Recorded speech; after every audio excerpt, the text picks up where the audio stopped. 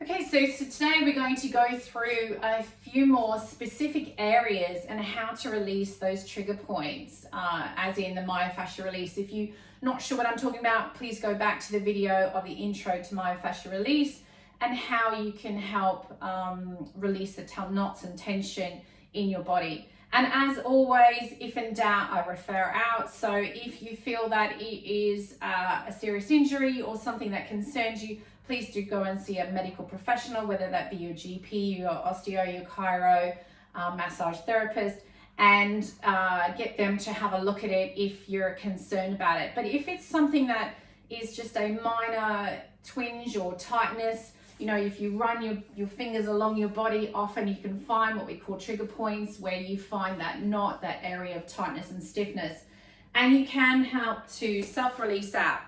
So I have various balls here on the floor, from tennis balls to squash balls to dog balls to baseballs to your really prickly balls. Now, I would not recommend having an extreme tight area release with that. So generally start off slightly softer and then work your way up to slightly harder.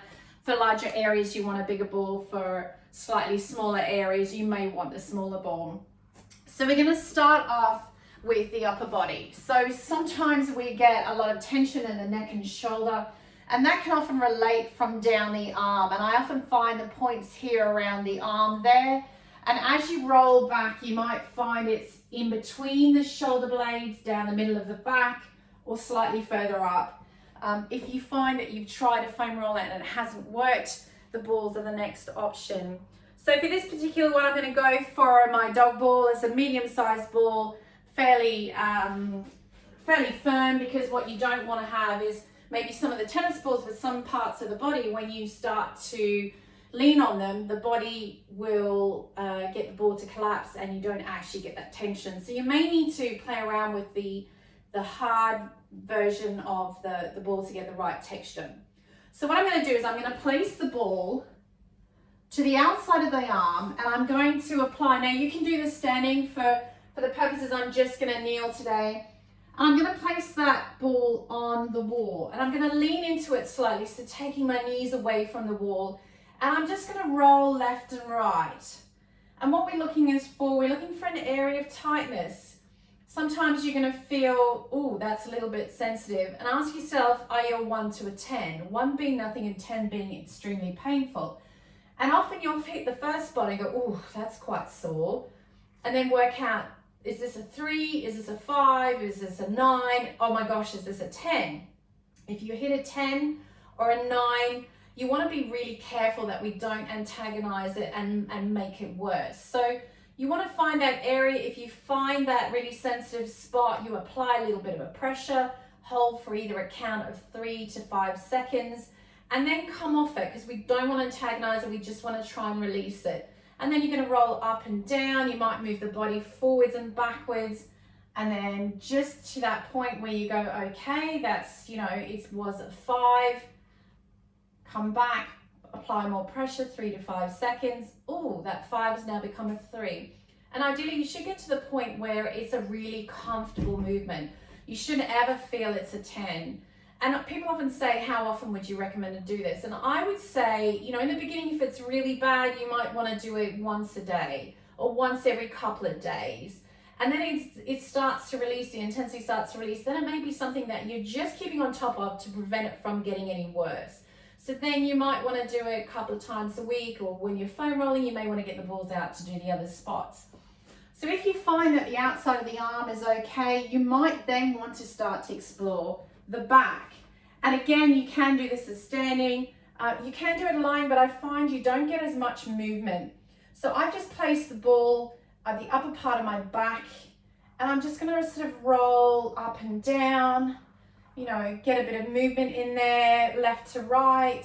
And then you're looking for, where is it? Do I feel anything? And sometimes you might find nothing. I often find one side is really intense and painful, other side you feel nothing.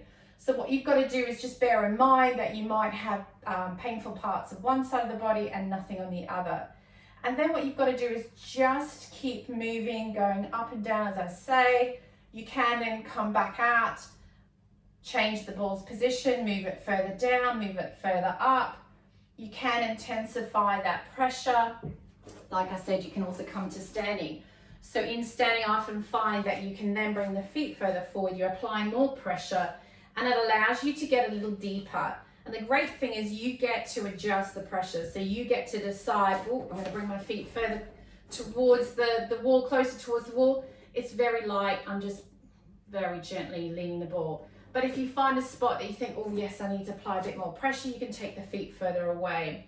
And the great thing is, like I said, it can get into areas of your body where maybe you can't normally get with a foam roller. And then sometimes this is quite good to do as a top up between massages. So great areas to work on: side of the arm, shoulders, upper back, in between the shoulder blades. And one of my favorites is glutes. So quite often you may experience tightness or lower back pain, knee pain, and often that could be in the glutes. And the glutes are well known for getting quite locked up. And again, this is a great one. You can foam roll with the foam roller, but I sometimes find it doesn't quite get into the spots. So place the ball into the side of the hip or into the glute area. Remember, we want to just start off gently, vary the balls, take the feet away from you, and start to move up and down until you find that sensitive spot. And you may have to go up and down with the legs, you may have to roll around.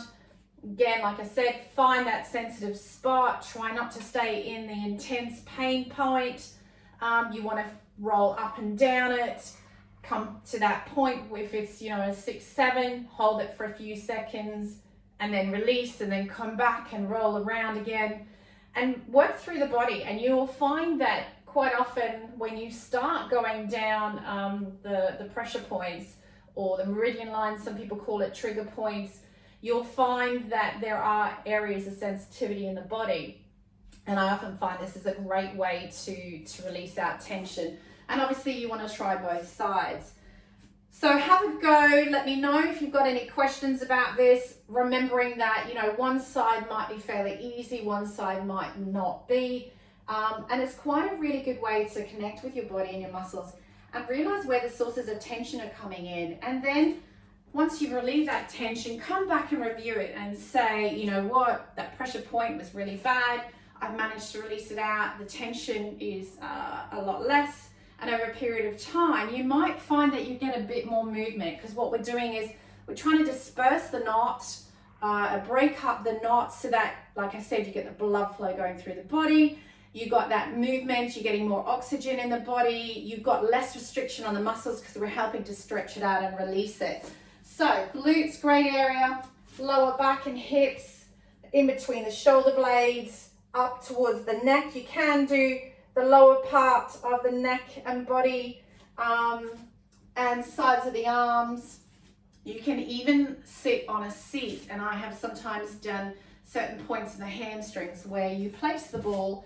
Imagine I'm sat in a chair underneath the leg, and then you're rolling around on the ball. So that tries to release out some parts of the hamstrings. And another great way to do it is sometimes you can just be sitting on a sofa or a chair or a desk chair and take the ball and roll it up and down the leg. And when you do that, you'll quite often find sensitive spots. Things like the IT bands sometimes can be really tight, or you might even find the adductors, the inside of the leg may be sensitive. And just by rolling it around and going up and down, sometimes you can just provide a little bit of release. So I hope that was helpful. Please do let me know what you think, or if you have any questions, don't hesitate to reach out. And look out for some of my other videos with foam rolling, myofascial release, balls, and techniques to help relieve out any muscle tension and soreness. Thanks for joining, and hope you have a great day.